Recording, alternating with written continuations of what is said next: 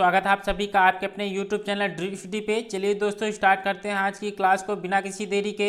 Super fast 25 question करने वाले हैं। आज आपको 25 में से 22 प्रश्न आपको करने ही होंगे, जो कि वेरी वेरी इंपॉर्टेंट की क्लास आज की रखी गई है। तो 25 प्रश्न करने वाले हैं हम। चलिए पहला प्रश्न आपसे पूछा गया है, अंतर्राष्ट्रीय जैव विविधता दिवस किस दिन मनाया जाता है? अंतर्राष्ट्रीय जैव विविधता दिवस किस दिन मनाया जाता है? तो ऑप्शन नंबर डी 22 मई को जो है मनाया जाता है। ऑप्शन नंबर डी इसका बिल्कुल करेक्ट आंसर। डी संसद ने भारतीय स्वतंत्रता अधिनियम पारित किया था। भारतीय स्वतंत्रता अधिनियम कब पारित किया था ये आपसे पूछा गया है। तो जुलाई 1947 में जो है ब्रिटिश संसद ने भारतीय स्वतंत्रता अधिनियम जो है पारित किया था। तो ऑप्शन नंबर बी इसका बिल्कुल करेक्ट आंसर होगा। अगले प्रश्न का जवाब करना है, भारत की जलवायु पर निम्नलिखित में से किसका प्रभाव नहीं पड़ता? निम्नलिखित में से किस जलवायु का प्रभाव नहीं पड़ता ये आपसे पूछा गया है। तो ऑप्शन नंबर बी महासागर धाराएं जो है इनका कोई प्रभाव जो है भारत की जलवायु पर नहीं पड़ता है। तो ऑप्शन नंबर बी इसका बिल्कुल करेक्ट आंसर होगा। अगला प्रश्न आपसे पूछा गया है, 2011 की जनगणना के अनुसार उत्तर प्रदेश में पुरुष साक्षरता का प्रतिशत है। उत्तर प्रदेश में पुरुष साक्षरता का प्रतिशत आपसे पूछा गया है। नीचे एक ऑप्शन और दिया गया है, 3 ऑप्शन आपके सामने दिए गए हैं। नीचे ऑप्शन एक और दिया गया है। तो ऑप्शन नंबर डी 77.30% जो है इसका है। तो ऑप्शन नंबर डी इसका बिल्कुल करेक्ट आंसर होगा। उत्तर प्रदेश में मई जून के महीने में तीव्र चलने वाली पश्चिमी हवाओं को क्या कहा जाता है? पश्चिमी हवाओं को क्या कहा जाता है? तो मई और जून के महीने में जो तीव्र हवाएं वो चलती हैं उन्हें जो है लू कहा जाता है। ऑप्शन नंबर सी इसका बिल्कुल करेक्ट आंसर होगा। अगला प्रश्न आपसे पूछा गया है, गारो और खासी पहाड़ियाँ किस पर्वत श्रेणी के भाग हैं? गारो और खासी पहाड़ियाँ किस पर्वत श्रेणी के भाग हैं? तो ऑप्शन नंबर डी पूर्वी घाट इसका बिल्कुल सही जवाब होगा। सरदार सरोवर परियोजना किस नदी पर स्थित है? सरदार सरोवर परियोजना किस नदी पर स्थित है? तो ऑप्शन नंबर सी नर्मदा जो है इसका बिल्कुल सही जवाब होगा। सरदार सरोवर परियोजना जो है वो नर्मदा नदी पर स्थित है। तो ऑप्शन नंबर सी इसका बिल्कुल करेक्ट आंसर होगा।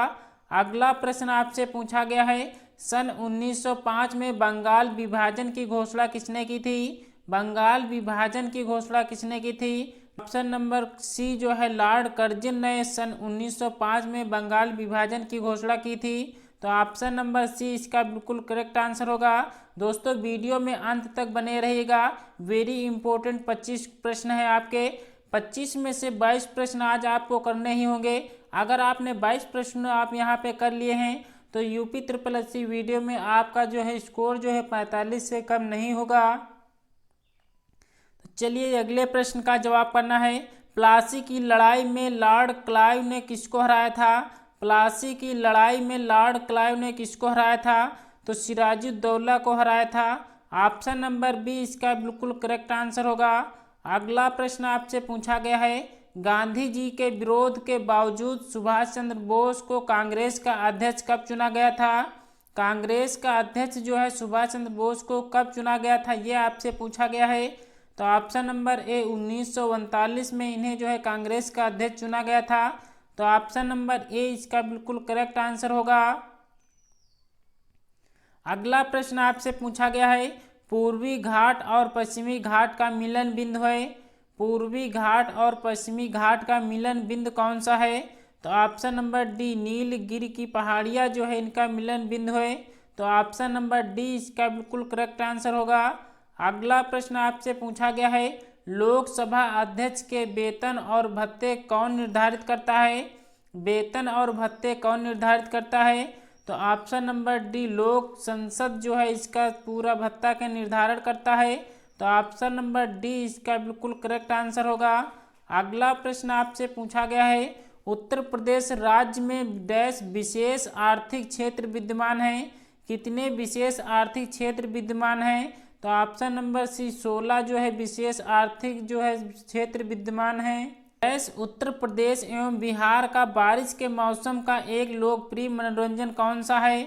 डैश उत्तर प्रदेश व बिहार का बारिश के मौसम में जो एक लोकप्रिय मनोरंजन होता है वो कौन सा मनोरंजन होता है, ये आपसे पूछा गया है। तो झूला जो है इसका बिल्कुल सही जवाब होगा।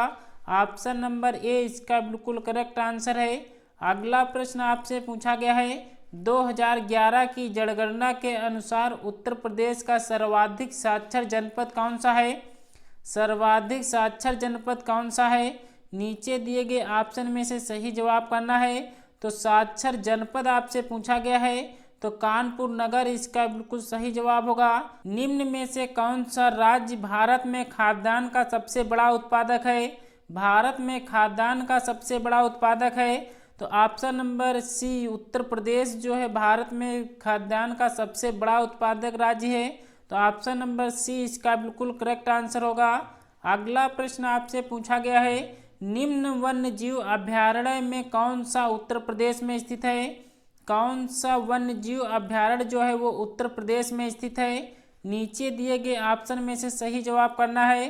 तो चंद्रप्रभा वन्य जीव अभयारण्य जो है ये उत्तर प्रदेश में स्थित है। ऑप्शन नंबर डी इसका बिल्कुल करेक्ट आंसर होगा। अगले प्रश्न का जवाब करना है राष्ट्रीय पंचायती राज दिवस निम्न में से किस दिन मनाया जाता है। राष्ट्रीय पंचायती राज दिवस किस दिन मनाया जाता है, तो 24 अप्रैल को जो है मनाया जाता है। 11 की जनगणना के अनुसार उत्तर प्रदेश का कौन सा जिला सबसे कम जनसंख्या का घनत्व धारण करता है। सबसे कम जनसंख्या का घनत्व जो है कौन सा जिला जो है वो धारण करता है, नीचे चारों ऑप्शन दिए गए हैं, अच्छे से जवाब करना है। तो ऑप्शन नंबर डी ललितपुर जो है ये कम जो है जनसंख्या घनत्व धारण करता है। तो ऑप्शन नंबर डी इसका बिल्कुल करेक्ट आंसर होगा।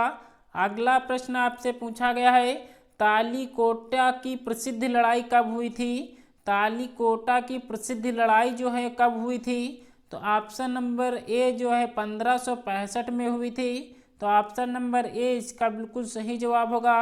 अगला प्रश्न आपसे पूछा गया है भारत में सरकार की संसदीय प्रणाली कहाँ से ग्रहण की गई है। संसदीय प्रणाली जो है कहाँ से ग्रहण की गई है ये आपसे पूछा गया है।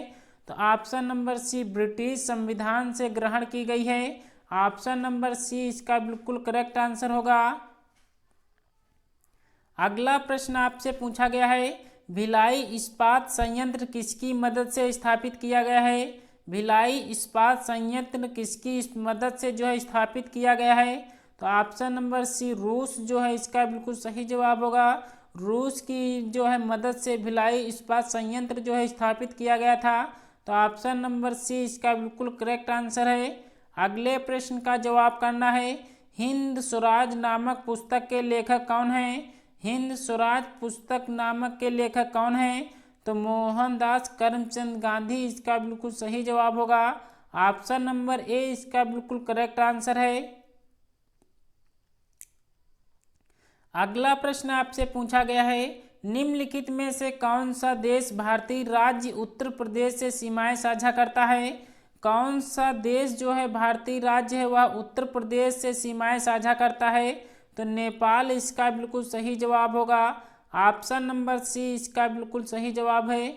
अगला प्रश्न आपसे पूछा गया है उत्तर प्रदेश की प्रमुख व्यावसायिक फसल क्या है। उत्तर प्रदेश की प्रमुख व्यावसायिक फसल कौन सी है, तो ऑप्शन नंबर बी गन्ना जो है उत्तर प्रदेश की व्यावसायिक फसल है। ऑप्शन नंबर बी इसका बिल्कुल करेक्ट आंसर होगा। दोस्तों टॉप 25 क्वेश्चन में से आपका स्कोर कितना बना है नीचे कमेंट्स बॉक्स में ज़रूर बताना। वीडियो अच्छी लगी हो तो एक लाइक ज़रूर करना। चैनल पर नए हैं तो चैनल को सब्सक्राइब कर बेल आइकन को प्रेस करना ना भूलें।